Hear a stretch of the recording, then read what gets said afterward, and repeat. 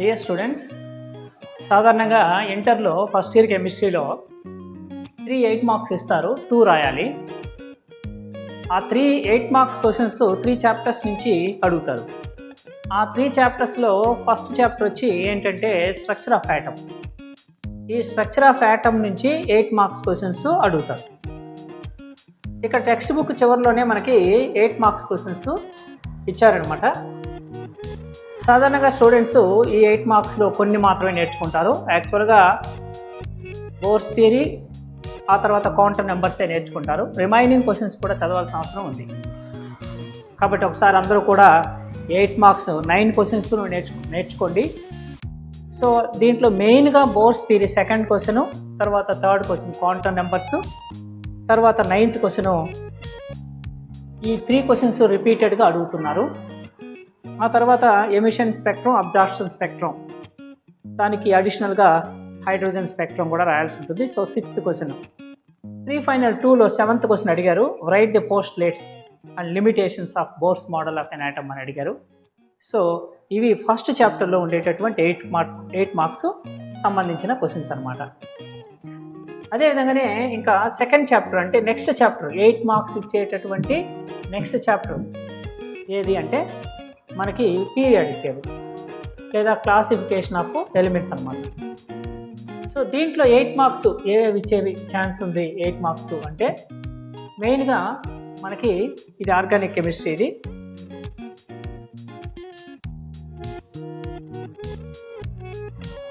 ఈ ఆర్గానిక్ కెమిస్ట్రీలో 3 క్వశ్చన్స్ మెయిన్గా నేర్చుకోండి.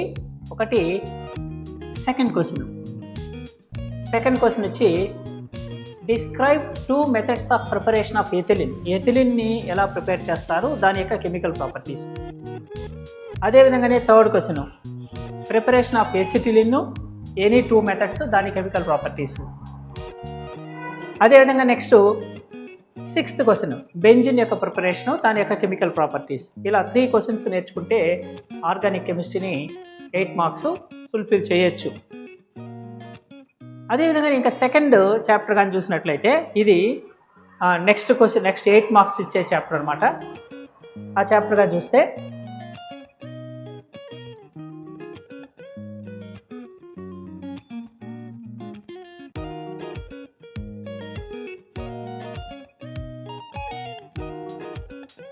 ఇవి 8 మార్క్స్ క్వశ్చన్స్. ఆ periodic table, classification of elements అనే చాప్టర్లో 8 మార్క్స్ ఇచ్చేటటువంటి ఛాన్స్ ఉండేటటువంటి క్వశ్చన్స్ అనమాట ఇవి. సో దీంట్లో ఎక్కువగా ఏ క్వశ్చన్ ఇస్తున్నారు అంటే ఎస్పీడీ ఆఫ్ బ్లాక్స్ కానీ, తర్వాత అయనైజేషన్ ఎనర్జీ, ఈ 2 క్వశ్చన్స్ ఇస్తున్నారు. ఈ 4-5 క్వశ్చన్స్ సిమిలర్ క్వశ్చన్స్. ఇవి పీరియాడిక్ ప్రాపర్టీ డిఫైన్ చేయాలి. ఆ తర్వాత వాళ్ళు లిస్ట్ ఇస్తారు పీరియాడిక్ ప్రాపర్టీస్, వాటిని డిఫైన్ చేస్తూ పీరియడ్లోను గ్రూప్లో ఏ విధంగా చేంజ్ అవుతాయని రాయాలి. ఇంకా discuss the construction of long form of periodic table కూడా ఇంపార్టెంటే. 7th క్వశ్చన్ కూడా ఉంది దీంట్లో.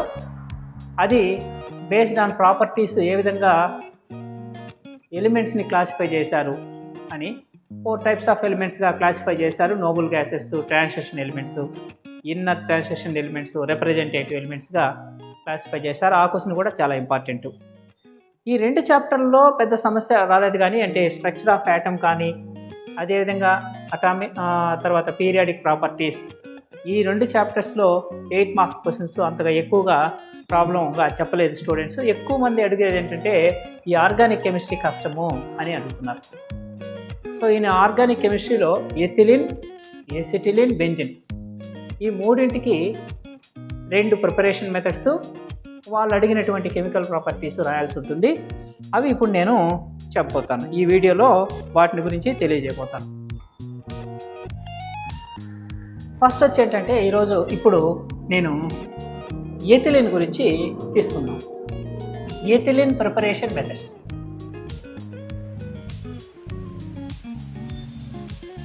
ఎథిలిన్ను C2H4 అంటారు, లేదంటే CH2 డబుల్ బాండ్ CH2 అనొచ్చు. ఇది ఎథిలిన్ అన్నమాట. దీని ప్రిపరేషన్ మెథడ్స్ 2 రాస్తాం ఇక్కడ మనం. ఒకటి హైడ్రో హాలోజినేషన్, డీహైడ్రోహాలోజినేషన్. డి అంటే తొలగించడము, హైడ్రోజన్ని హ్యాలోజన్ని తొలగించడాన్ని హైడ్రోహాలోజినేషన్ అంటారు. అందుకని మనకు ఎగ్జాంపుల్ తీసుకుందాము. C-C కార్బన్కి సింగిల్ బాండ్ ఉంది కదా, ఈ కార్బన్ మీద హ్యాలోజన్ తీసుకుందాం. ఏదైనా ఒక హ్యాలోజన్, క్లోరిన్ తీసుకుందాం. ఈ కార్బన్ మీద హైడ్రోజన్ తీసుకుందాం. నెక్స్ట్ మిగతాన్నీ కూడా హైడ్రోజన్, మిగతాన్నీ కూడా హైడ్రోజన్స్. సో ఏం పేరు దీని పేరు? Ethyl chloride, C2H5Cl. దీని స్ట్రక్చర్ రాశాను నేను ఇక్కడ, ఇథైల్ క్లోరైడ్.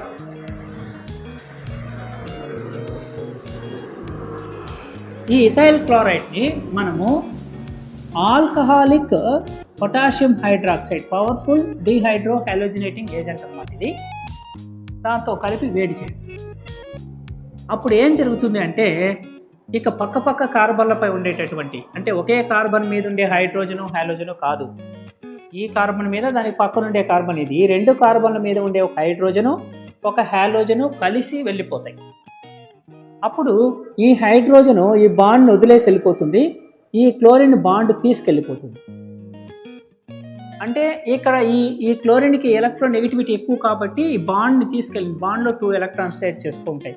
అప్పుడు ఈ బాండ్ ఈ రెండింటి మధ్య బాండ్గా మారుతుంది. రెండింటి మధ్య బాండ్గా మారితే ఏమవుతుంది?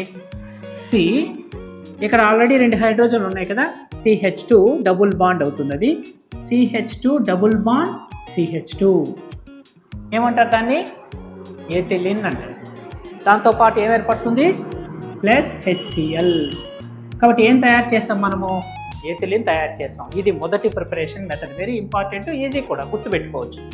when ethyl chloride reacts with alcoholic potassium hydroxide gives ethylene అని సొంతంగా కూడా రాయొచ్చు. ఈక్వేషన్ వెరీ ఇంపార్టెంట్, మ్యాటర్ ముఖ్యం కాదు, మ్యాటర్ని సొంత మాటల్లో రాయొచ్చు. నెక్స్ట్ ఇంకొక ప్రిపరేషన్ మెథడ్ వెళ్దాము. రెండవ ప్రిపరేషన్ మెథడ్ డీహాలోజినేషన్.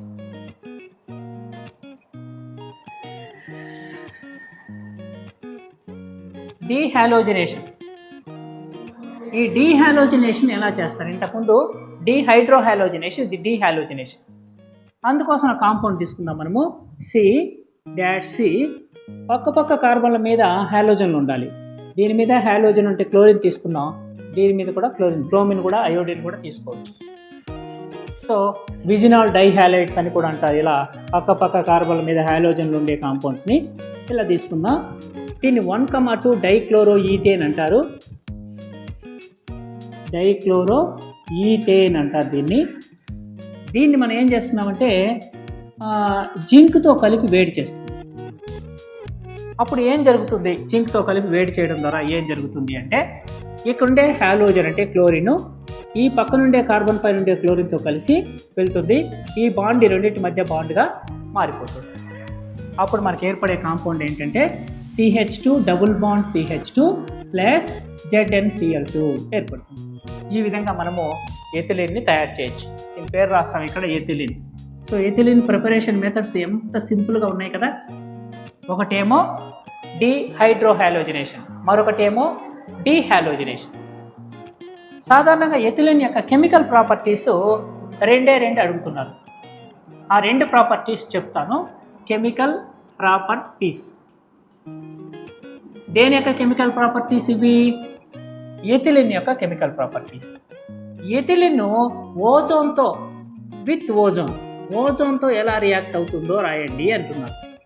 ఓజోన్తో ఎలా రియాక్ట్ అవుతుంది అని. ఓజోన్తో ఎలా రియాక్ట్ అవుతుంది, ఎలా రాయాలి ఓజోన్తో రియాక్షను? ఫస్ట్ ఏది దేంతో రియాక్ట్ అవ్వాలి? ఎథిలిన్ యొక్క కెమికల్ ప్రాపర్టీస్ కదా. కాబట్టి ఎథిలిన్ యొక్క స్ట్రక్చర్ రాసుకుందాం. CH2 double bond CH2 double bond CH2ని ఎథిలిన్ అంటారు. ప్లస్ ఓజోన్ వచ్చి O3 గివ్స్ రైజ్ టు.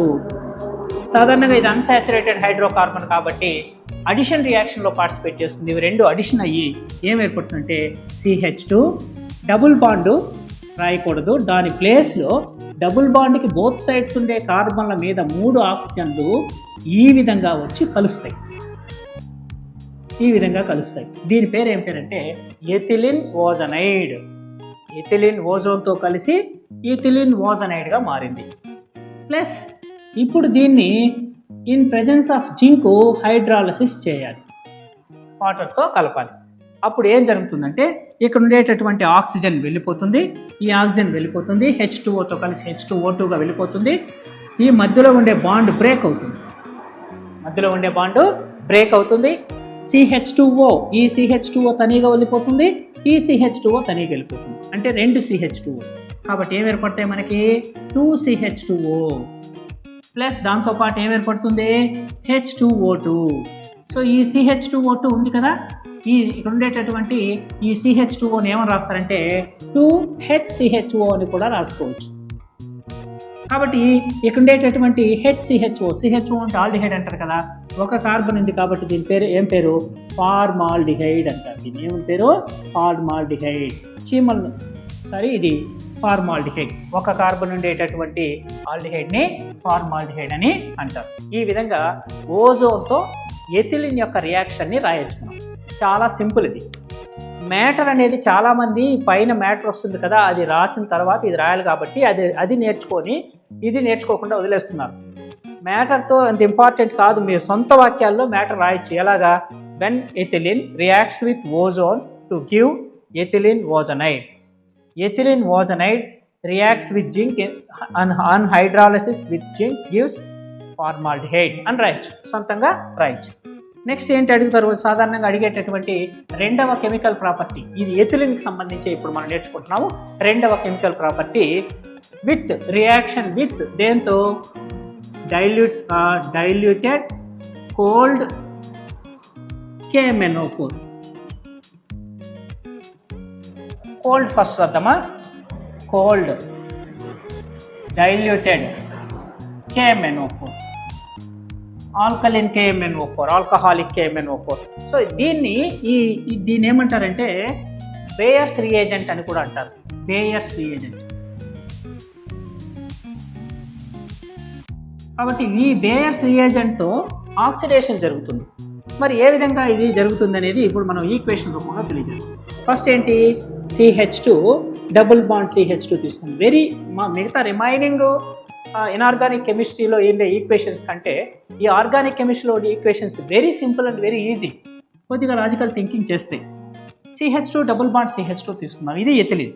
ఇది దేంతో రియాక్ట్ అవ్వాలి, ఆల్కహాలిక్ అంటే KMnO4తో రియాక్ట్ అవ్వాలి. డైల్యూటెడ్ KMnO4 పొటాషియం పర్మాంగనేట్తో రియాక్ట్ అవ్వాలి. ఈ పొటాషియం పర్మాంగనేట్ ఆక్వా అంటే వాటర్ కూడా యాడ్ చేసి ఉంటారు కాబట్టి మనకి H2Oతో దీనికి H2O రాద్దాం. ప్లస్ ఈ మొత్తం చర్యలో ఏం జరుగుతుంది, ఆక్సిడేషన్ జరుగుతుంది కాబట్టి ఒక ఆక్సిజన్ తీసుకుంటాం. అంటే ఎందుకు ఒక ఆక్సిజన్ అంటే అప్పుడే జనరేట్ అయిన ఆక్సిజన్ని నెస్సెంట్ ఆక్సిజన్ అంటారు, దాన్ని ఇలా సూచిస్తారనమాట. ఇప్పుడు మనం ఫర్ ఎగ్జాంపుల్ ఇక్కడే H2Oని ఏమని రాసుకోవచ్చు, H.OH అని రాసుకోవచ్చు. ఇక్కడే ఆక్సిజన్ అట్లే ఉందనుకున్నాం. అప్పుడు OH ఈ దీనికి Hతో కలిస్తే OH అంటే 2 OHలు యాడ్ అయినట్టు కదా. ఒక OH ఈ కార్బన్ మీదకి, ఇంకొక OH ఆ కార్బన్ మీదకి వెళ్ళాలి. అప్పుడు ఏమవుతుంది మనకి CH2OH double bond single bond అవ్వాలి, CH2OH. దీన్ని గ్లైకాల్ అని అంటారు. సో ఈ విధంగా మనము ఇక్కడ ఉండేటటువంటి ఎథిలిన్ను ఇన్ ప్రెజెన్స్ ఆఫ్ అంటే బేయర్స్ రియేజెంట్తో రియాక్ట్ అయినప్పుడు ఆక్సిడేషన్ జరుగుతుంది. మెయిన్గా ఆక్సిజన్ వచ్చి కలుస్తుంది కదా, ఆక్సిడేషన్ జరుగుతుంది. సో ఇది గ్లైకాల్ మనకి ఏర్పడింది. Very simple equation. సో ఇప్పుడు ఇంతవరకు మనం ఏం నేర్చుకున్నాము, 2 ప్రిపరేషన్ మెథడ్స్ నేర్చుకున్నాము, 2 కెమికల్ ప్రాపర్టీస్ ఆఫ్ ఎథిలిన్ నేర్చుకున్నాం. ఎథిలిన్ వచ్చి C2H4 లేదా CH2 డబుల్ బాండ్ CH2 అని రాయొచ్చు. డీహైడ్రోహాలోజినేషన్ ఒకటి ప్రిపరేషన్ మెథడు, డీహాలోజినేషన్ మరొక ప్రిపరేషన్ మెథడు. తర్వాత కెమికల్ ప్రాపర్టీస్ విత్ ఓజోను, అదేవిధంగా with cold and dilute aqua KMnO4తో రియాక్షన్ చేసామన్నమాట. తర్వాత ఇప్పుడు నేను ఎసిటిలిన్ గురించి చెప్పబోతున్నాను. సో ఎసిటిలిన్ ప్రిపరేషన్ మెథడ్స్తో నేర్చుకున్నాను. 2 ఎసిటిలిన్ ఒక అన్సాచురేటెడ్ హైడ్రోకార్బను, దీని యొక్క సింబల్ C2H2, దీన్ని CH ట్రిపుల్ బాండ్ CH అని అంటారు. దాని యొక్క స్ట్రక్చర్ వచ్చి CH ట్రిపుల్ బాండ్ CH అంటే కార్బన్కి మధ్య ట్రిపుల్ బాండ్ ఉంటుంది. మరి దీన్ని ఎలా ప్రిపేర్ చేస్తారు, ప్రిపరేషన్ మెథడ్స్ ఎలా ఉంటాయి? 2 మెథడ్స్ నేర్చుకుందాం. ప్రిపరేషన్. మరి ఈ ప్రిపరేషన్ మెథడ్లో మొట్టమొదటి మెథడ్ ఏంటంటే ఫ్రమ్ ఎక్కడి నుంచి తయారు చేయొచ్చు దీన్ని అంటే CaC2 కాల్షియం కార్బైడ్ నుంచి తయారు చేయొచ్చు. వెరీ సింపుల్, కార్బైడ్ రాయ్ అంటారు దీన్ని. మామూలుగా వెల్డింగ్లో ఈ గ్యాస్ వెల్డింగ్ చేసే వాళ్ళంతా కూడా కార్బైడ్ రాయిని వాటర్లో వేస్తే వచ్చే ఎస్క్లిన్ గ్యాస్ యూస్ చేసి వెల్డింగ్ చేస్తుంటారు. మరి ఇప్పుడు మనం ఒక ఎగ్జాంపుల్ దీన్ని రాద్దాము. CaC2 ప్లస్ H2O వాటర్లో వేసాం అనుకుందాం. అప్పుడు ఏమొస్తుంది? C2H2 ప్లస్ CaOH ట్వైస్ వస్తుంది. బ్యాలెన్స్ చేయాల్సిన అవసరం లేదు ఈక్వేషన్ని. చాలా సింపుల్ ఈక్వేషన్. దీన్ని స్ట్రక్చరల్ ఫామ్ కూడా వేయొచ్చు ఈక్వేషన్, ఇప్పుడు అవసరం లేదు. సో ఎసిటిలిన్ను ఈ విధంగా మనం తయారు చేయొచ్చు. కాల్షియం కార్బైడ్ నుంచి. తర్వాత రెండు ప్రిపరేషన్ మెథడ్స్ అనుకున్నాం కదా. రెండవ ప్రిపరేషన్ మెథడ్ డీహైడ్రోహాలోజినేషన్ చేయొచ్చు. డీహైడ్రోహాలోజినేషన్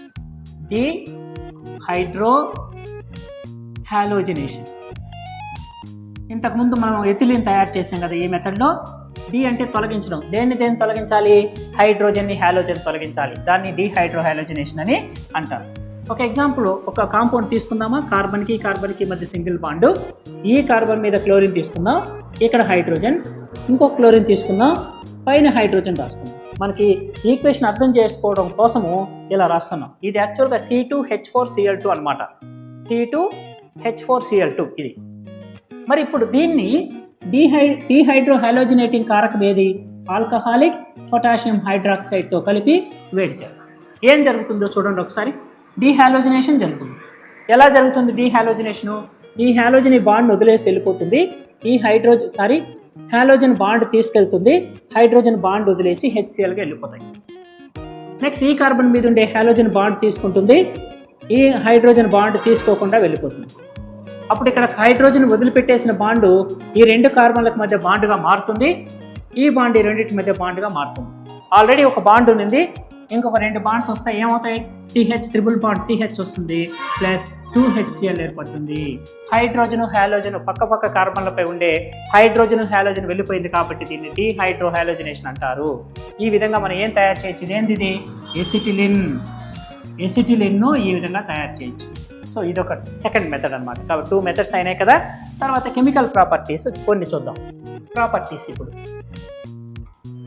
ప్రాపర్టీస్లో ఎక్కువగా ఏం అడుగుతున్నారంటే ఫస్ట్ది విత్ ఓజోన్. ఇది కూడా ఓజోన్తో ఏ విధంగా రియాక్ట్ అవుతుంది అని అడుగుతున్నారు. ఓజోన్తో ఏ విధంగా రియాక్షన్ అవుతుందో ఫస్ట్ రాసుకో. ఓజోన్తో రియాక్ట్ అవ్వాలంటే ఎసిటిలిన్ తీసుకుందామా. CH ట్రిపుల్ బాండ్ CH తీసుకుందాం.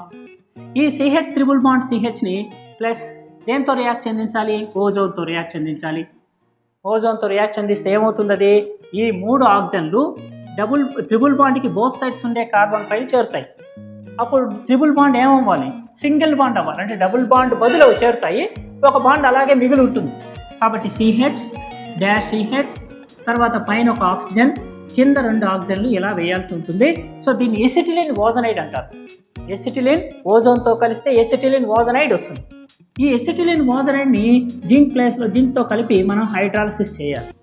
అప్పుడు ఏం జరుగుతుంది? జింక్తో కలిపి హైడ్రాలసిస్ చేసి ఆక్సిజన్ వెళ్ళిపోతుంది, ఈ బాండ్ బ్రేక్ అవుతుంది, ఈ బాండ్ బ్రేక్ అవ్వదు. కాబట్టి CHO వస్తుంది. దీన్ని గ్లిజరాల్ అంటారు. ఈ విధంగా మనం CHO తయారు చేయొచ్చు. ప్లస్ H2O2 కూడా అది మనకి అంత ఇంపార్టెంట్ కాంపౌండ్ ఏం కాదు. కాబట్టి ఈ విధంగా ఎసిటిలిన్ ఓజనాలసిస్ ఇప్పుడు మనము చూసామన్నమాట. అదేవిధంగా ఎసిటిలిన్ రెండవ chemical property reaction with sodium కూడా అడుగుతున్నారు. రియాక్షన్ విత్ సోడియం, ఏ విధంగా సోడియంతో ఇది రియాక్ట్ అవుతుంది అని. మరి ఇది చాలా సింపుల్ ఈక్వేషన్. సోడియంతో రియాక్ట్ అవ్వడం CH ట్రిపుల్ బాండ్ CH అనేది ఏంటి? ఎసిటిలిన్. ఇది సోడియంతో కలిసింది అనుకుందాం. ఈ హైడ్రోజన్ల ప్లేస్లోకి సోడియం వెళ్ళిపోతుంది, రీప్లేస్మెంట్ జరుగుతుంది. అప్పుడు CNA ట్రిపుల్ బాండ్ CNA వస్తుంది. ప్లస్ దాంతోపాటు H2 అంటే 2 హైడ్రోజన్లు ఉన్నాయి కదా, H2 హైడ్రోజన్ గ్యాస్ కూడా ఇక్కడ 2Na తీసుకుందాము. ఈక్వేషన్ బ్యాలెన్సింగ్ కోసం 2Na తీసుకుందాము. అదేవిధంగా ఇక్కడ హైడ్రోజన్ గ్యాస్ ఈక్వేషన్ మీరు బ్యాలెన్స్ చేయాల్సిన అవసరమే లేదు ఆర్గానిక్ కెమిస్ట్రీలో, వేస్తే చాలు. కాబట్టి దీన్ని సోడియం ఎసిటిలైడ్ అంటారు. సోడియం ఎసిటలైడ్ అంటారు. సో ఈ విధంగా మనం ఈ యొక్క ఎసిటిలిన్ ఒక మెటల్తో ఏ విధంగా రియాక్ట్ అవుతుందో తెలుసుకోవచ్చు. సో ఇక్కడ హైడ్రోజన్ గ్యాస్ రిలీజ్ అయింది కాబట్టి ఎసిటిలిన్కి ఖచ్చితంగా యాసిడ్ నేచర్ ఉంటుందని చెప్పొచ్చు. ఇంకొక ఈక్వేషన్ ఫ్రీక్వెంట్గా అడుగుతున్నాడు. మూడవది విత్ వాటర్తో ఏ విధంగా రియాక్ట్ అవుతుంది అని అడుగుతున్నారు. With water. సో ఎసిటిలిన్ తీసుకుందాము. ఎసిటిలిన్ తెలుసు కదా, CH triple bond CH plus వాటర్ని మనం H.OH అని రాసుకుందాం. H.OH అని రాసుకుందాం. సో ఇక్కడ అలా రాసుకున్నప్పుడు ఒక హైడ్రోజన్ ఈ కార్బన్ మీదకి వస్తుంది, ఈ OH ఈ కార్బన్ మీదకి వస్తుంది, ట్రిపుల్ బాండ్ అవుతుంది. అంటే మనకి CH2 డబుల్ బాండ్ CHOH వస్తుంది అన్నమాట. CH2 double bond CHOH. ఇది ఐసోమెరైజేషన్ జరుగుతుంది. ఇక్కడ ఐసోమెరైజేషన్ అంటారు. ఈ ఐసోమెరైజేషన్ జరిగి మనకి ఏం ఏర్పడుతుంది, ఏం జరుగుతుంది, ఇక్కడ ఏం కాంపౌండ్ వస్తుందంటే ఈ హైడ్రోజన్ దీని మీదకి వెళ్ళిపోతుంది, CH3-CHO ఏర్పడుతుంది, ఎసిటాల్డిహైడ్ వస్తుంది. ఈ హైడ్రోజన్ ఒక రీకన్స్ట్రక్షన్ అంటే దాని పునరమరిక అంటారు, రీఅరేంజ్మెంట్ జరుగుతుంది. ఈ హైడ్రోజన్ అక్కడికి వెళ్ళిపోయి డబుల్ బాండ్ ఇక్కడికి వస్తుంది, CHO ఏర్పడుతుంది. సో ఈ విధంగా మనకి ఎసిటిలిన్ వాటర్తో రియాక్ట్ అయినప్పుడు ఎసిటాల్డిహైడ్ వచ్చిందనమాట. వెరీ ఇంపార్టెంట్ రియాక్షన్, ఫ్రీక్వెంట్గా చాలాసార్లు ఈ క్వశ్చన్ కూడా అడుగుతున్నాం. సో ఎసిటిలిన్ యొక్క ప్రిపరేషన్ మెథడ్స్ 2 ఇక్కడ మనం నేర్చుకున్నాము, చూసాము. ఒకటి చాలా వెరీ సింపుల్ రియాక్షను కాల్షియం కార్బైడ్తో CaC2. రెండవది డీహాలోజినేషన్, ఇది వెరీ సిమిలర్ టు ఎథిలిన్ యొక్క ప్రిపరేషన్ మెథడు. తర్వాత ఇంకా ఇది వచ్చి ఓజోన్తో రియాక్షను, సోడియంతో రియాక్షను, అదేవిధంగానే మనకి వాటర్తో రియాక్షన్ H2Oతో రియాక్షను ఎలా జరిగింది అనేది ఇన్ ప్రెజెన్స్ ఆఫ్ ఒక ఎసిడిఫైడ్ వాటర్ కాబట్టి H+ క్యాటలిస్ట్గా ఇక్కడ పనిచేస్తాయి. సో ఇదనమాట. ఆ తర్వాత చివరిగా మనం బెంజిన్ యొక్క ప్రిపరేషన్ మెథడ్స్, దాని కెమికల్ ప్రాపర్టీస్ చూద్దాము. బెంజిన్. సో బెంజిన్కి సంబంధించి వెరీ ఇంపార్టెంట్ అయిన ఈ ఆస్పెక్ట్ ఏంటి అంటే ఇది ఒక ఆరోమాటిక్ కాంపౌండ్. డబుల్ బాండ్స్ ఉంటాయి, ఆల్టర్నేటివ్ డబుల్ బాండ్స్ని కలిగి ఉండే ఒక రింగ్ స్ట్రక్చర్ కలిగినటువంటి ఈ ఆర్గానిక్ కాంపౌండ్ అనమాట ఇది. సో ఈ బెంజిన్కి సంబంధించి ఎలా ప్రిపేర్ చేస్తారు ఈ బెంజిన్ని అంటే మొట్టమొదటి ప్రిపరేషన్ మెథడ్ చూస్తే ఫ్రమ్ ఎసిటిలిన్ నుంచే తయారు చేయొచ్చు. ఎసిటిలిన్ తయారు చేయొచ్చు. ఎసిటిలిన్ యొక్క కెమికల్ ప్రాపర్టీ నేర్చుకుంటే దాంట్లో వస్తుంది. ఇక్కడ ప్రిపరేషన్ మెథడ్ అయింది. ఎసిటిలిన్ వచ్చేమి C2H2. దీన్ని రెడ్ హాట్ ట్యూబ్ గుండా పంపించామంటే పాలిమరైజేషన్ జరుగుతుంది. అంటే పాలిమరైజేషన్ చేయాలి, తగినంత ప్రెజరు టెంపరేచర్ కలిగించాలి. అప్పుడు 3 ఎసిటిలిన్ మాలిక్యూల్స్ ఒకదాంతో కంబైండ్ అయ్యి C6H6గా మారుతాయి. సో ఎసిటిలిన్ నుంచి బెంజిన్ తయారు చేయడం చాలా సింపుల్ అయినటువంటిది కాబట్టి దీన్ని పాలిమరైజేషన్ అంటారనమాట. సరే ఇంకొక మెథడ్ చూద్దామా. బెంజిన్ని ఏ విధంగా తయారు చేస్తారనేది ఇంకొక మెథడ్ చూద్దాం. రెండో మెథడ్ కూడా వెరీ సింపుల్. ఫ్రమ్ ఫినోల్ నుంచి ఏ విధంగా తయారు చేస్తారు ఈ బెంజిన్ని ఫినోల్ నుంచి తయారు చేస్తారు. ఏ విధంగా తయారు చేస్తారు ఫినోల్ నుంచి అనేది ఇప్పుడు చూద్దాం. బెంజిన్ తీసుకుందాం. ఈ బెంజిన్ యొక్క స్ట్రక్చర్ ఇది. దానిపైన OH రాసామంటే దాన్ని ఏమంటాం మనము ఫినోల్ అని అంటాం అనమాట. ఇక్కడ ఏ రాయాలి, OH తీసుకోవాలి. దీన్ని జింక్తో కలిపి వేడి చేయడమే, వెరీ సింపుల్. జింక్తో కలిపి వేడి చేసామంటే ఇక్కడ ఉండేటటువంటి ఆక్సిజన్ వెళ్ళిపోతుంది. ఇక్కడ ఉండే ఆక్సిజన్ జింక్తో కలిపి ZnOగా వెళ్ళిపోతుంది. అప్పుడు మనకి ఏం ఏర్పడుతుంది అంటే ఇక్కడ బెంజిన్ వస్తుంది, ప్లస్ జింక్ ఆక్సైడ్ కూడా వస్తుంది. సో బెంజిన్ ఈ విధంగా తయారు చేసి వెరీ సింపుల్. ఫ్రమ్ ఫినోల్ని వేడి చేయడం జింక్ పొడితో కలిపి. సో 2 మెథడ్స్ నేర్చుకున్నాం. ఎక్కువగా ఒక మెథడ్ అడుగుతున్నారు, ఎసిటిలిన్ నుంచి ఏ విధంగా తయారు చేస్తారని. ఎసిటిలిన్ నుంచి పాలిమరైజేషన్ చేస్తే బెంజిన్ వచ్చేస్తుంది. సో నెక్స్ట్ వచ్చి ఏంటంటే కెమికల్ ప్రాపర్టీస్ అనేటివి వెరీ ఇంపార్టెంట్ అనమాట. బెంజిన్కి సంబంధించి అన్నీ ఒకే రకంగా ఉంటాయి. కెమికల్ ప్రాపర్టీస్ ఏమైనా నేను 3 ప్రాపర్టీస్ చెప్తాను. సో ఈ ప్రాపర్టీస్ అన్నీ నేర్చుకుంటే మనకు అడ్వాంటేజ్ ఏంటంటే ఆల్మోస్ట్ ఆల్ క్వశ్చన్స్ కూడా ఈ ప్రాపర్టీస్ని అడుగుతున్నారనమాట. Very similar properties. Nucleophilic substitution reactions ఇవన్నీ. సరే ఎలక్ట్రోఫిలిక్ సబ్స్టిట్యూషన్ రియాక్షన్స్. మరి ఎలక్ట్రోఫిలిక్ సబ్స్టిట్యూషన్ రియాక్షన్స్ ఇవన్నీ కెమికల్ ప్రాపర్టీస్. ఫస్ట్ ఇది నైట్రేషన్. వెరీ సింపుల్ ఈక్వేషన్స్ అనమాట ఇది. నైట్రేషన్ ఎలా జరుగుతుందో చూద్దామా. బెంజిన్ తీసుకోవాలి. బెంజిన్లో C6H6 కదా, డబుల్ బాండ్స్ ఉంటాయి, ఆల్టర్నేటివ్ డబుల్ బాండ్స్ ఉంటాయి. ప్రతి కార్బన్ వద్ద హైడ్రోజన్ ఉంటుంది. ఇక్కడ మనం చూపించము. HNO3తో మనం నైట్రేషన్ మిక్సర్ వచ్చి ఏంటో తెలుసా, HNO3 nitric acid plus H2SO4 ఈ రెండిట్ల మిక్సర్ని నైట్రేషన్ మిక్సర్ అని అంటారు. ఇక్కడ ఉండేటటువంటి ఈ HNO3 మనం ఏం చేస్తామంటే HO.NO2గా రాసుకుంటాం అనుకుందాం. HO.NO2 అంటే కూడా HNO3 కదా. మరి ఇక్కడ ఈ కార్నర్లో ఉండే ఒక హైడ్రోజన్ ఎలా చూపిస్తాం. అప్పుడు ఇక్కడ ఉండేటటువంటి హైడ్రోజను ఈ OHతో కలిసి H2Oగా వెళ్ళిపోతుంది. ఆ NO2 వచ్చి చేరుతుంది. NO2 వచ్చేస్తే మనకి ఏం లభిస్తుంది? నైట్రో బెంజిన్ లభిస్తుంది. సో ఈ విధంగా నైట్రో సమూహం వచ్చి చేరింది కాబట్టి దీన్ని నైట్రేషన్ అని అంటారు. వెరీ వెరీ సింపుల్ రియాక్షన్ అనమాట. కాబట్టి బెంజిన్లో ఏదో ఒక 6 హైడ్రోజన్లు ఉంటాయి. 6 హైడ్రోజన్లో ఏదో ఒక హైడ్రోజన్ నైట్రో గ్రూప్గా రీప్లేస్ చేస్తే దాన్ని నైట్రేషన్ అని అంటారు. తర్వాత రెండవది సల్ఫోనేషన్. ఈ సల్ఫోనేషన్ ఎలా జరుగుతుంది అనేది ఒకసారి చూద్దాము. బెంజిన్ తీసుకుందాం. మనకి ఇప్పుడు అదే కదా కెమికల్ ప్రాపర్టీలు, మనం బెంజిన్ గురించి మాట్లాడుతున్నాం కాబట్టి బెంజిన్ మిగతా వాటితో ఏ విధంగా రియాక్ట్ అవుతుంది అనేదే కదా. బెంజిన్ తీసుకుందాం.